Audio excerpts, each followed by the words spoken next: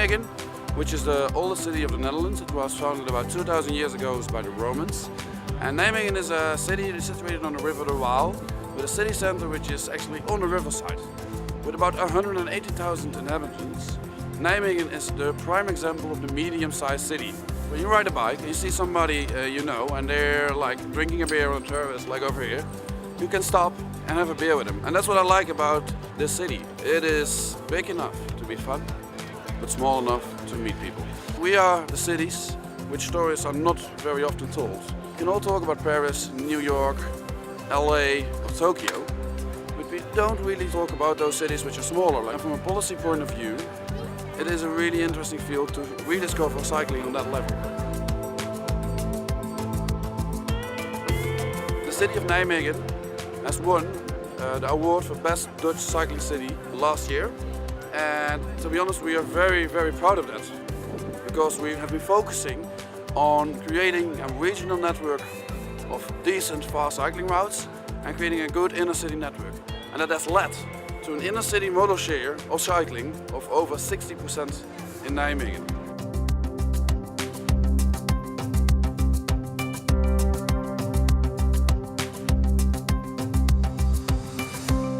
One of the benefits about coming to cities in the Netherlands is that you really get to see the city on a human scale, and there's so much ease built into just getting around. It's pretty amazing to be able to get from one city to another. We traveled to Arnhem by bicycle. It was all flat, all through countryside, and was so peaceful. But the good thing about Nijmegen is when you exit the city center, you are going to meet cars, but you will be immediately covered by a network of separated cycling tracks, cycling streets, and overall really good cycling facilities.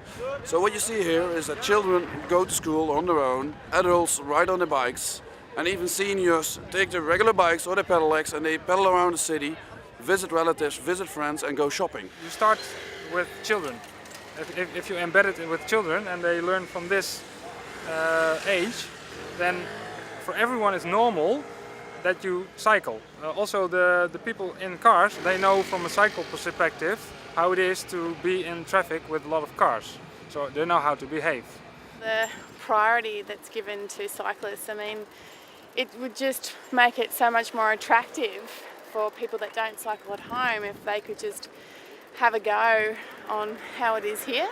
Compared to the 1990s, you see a lot of protected bike lanes. Now the fast cycle lanes are the latest thing. So that really helped the city to keep young families within the city borders who didn't want to live in the city center, giving them the opportunity to bike everywhere.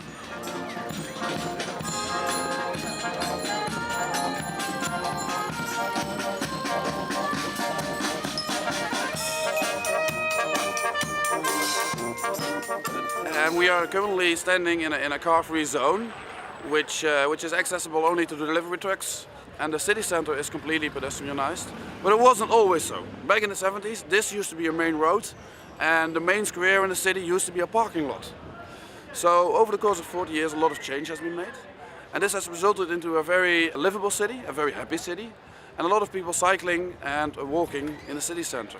In the 60s of the last century, there was always cars in the city. Everyone went to shopping with the car, and there was a question: what do? We continue welcoming the cars in the city, or we'll stop it and we'll turn around the policy to more cyclists, more buses and more pedestrians as well. So the policy changed, and we all made measures at first without pollers. So we put up the signs and you may not enter the city, but that didn't work. The city center needs access. You need delivery trucks to go to the shops. People living there need to be able to move their goods. So the city of Nijmegen has created a fence of bollards.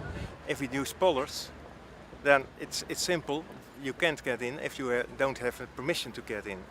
Delivery vehicles can come to the shops between 7 in the morning and 12 in the afternoon. So what you see is when the city center is empty with shoppers, it's full with delivery vehicles, the stores are being supplied. They've got deliveries to make and garbage to haul away, and I saw a huge semi yesterday morning making a delivery, and it was honestly as big as the semis that we have in our cities. And they worked out a way to noodle around through this dense little pedestrian network early in the morning. And those bollards also for public transport. In the city there are bus lines, and buses can lower the bollards automatically, and then you can enter the city and provide transit and service to the people.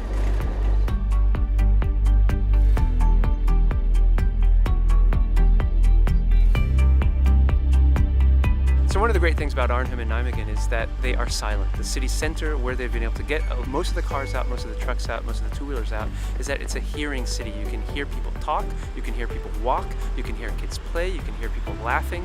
One of the things you realize in these type of cities is that there's a lot of noise, but noise that we've forgotten about. It's not noise of trucks, not noise of cars, but noise of people.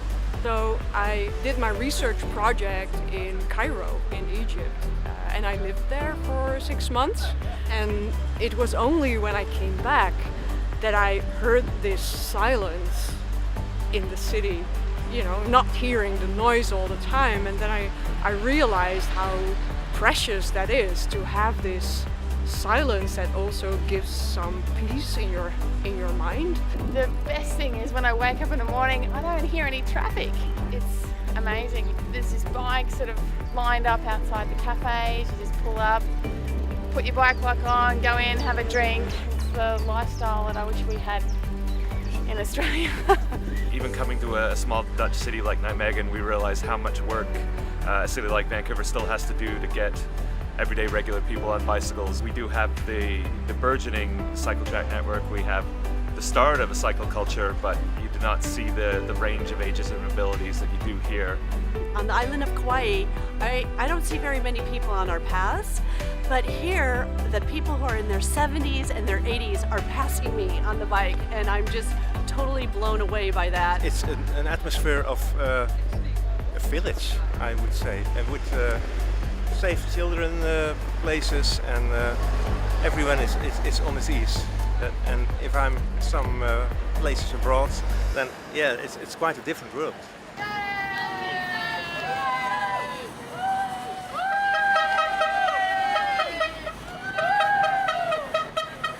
This is paradise. I have to make sure not to forget how this is when I get back home. It is so different, so damn different. There is a law here, it's presumed guilty. If you are involved in a car accident and you were the driver, you are going to be in a big trouble because you're going to be presumed guilty no matter what. So that's the main difference. And that is particularly what I really need in my country.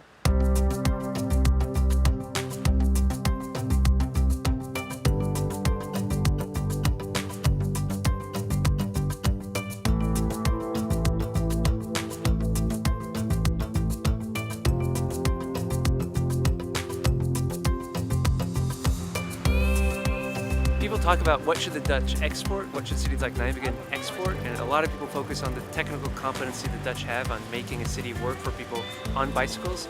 I don't think that's the real export here. I think the real export is how it is that they started thinking about a city differently so that the bicycle can be an integral part of the mobility package. That is the real secret. Starting to get people to think about the city completely differently and then thinking about how the bicycle fits into it. Coming from the United States, we just have not made the cultural shift that walking and biking is really where we need to be. And I think once businesses see that and have that understanding, they'll be more supportive of it. Generally, the Netherlands is a really nice place to live, and cycling is part of that, but it's not just the biking. It is about having the independence, and the bike kind of accommodates the independence so that young children can go to places without always having to be escorted. They can take responsibility of their own lives, and research has also shown that it is an important piece of personal development.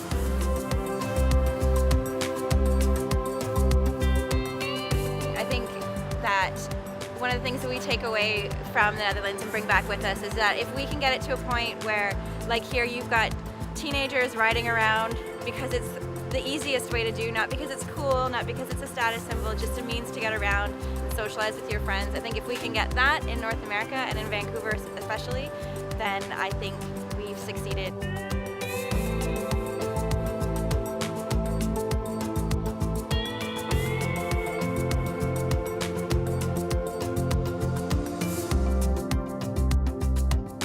And we're in the city of Nijmegen. And as you can hear, this is Nijmegen. It's a cycling city. People ring the bell, they enjoy it.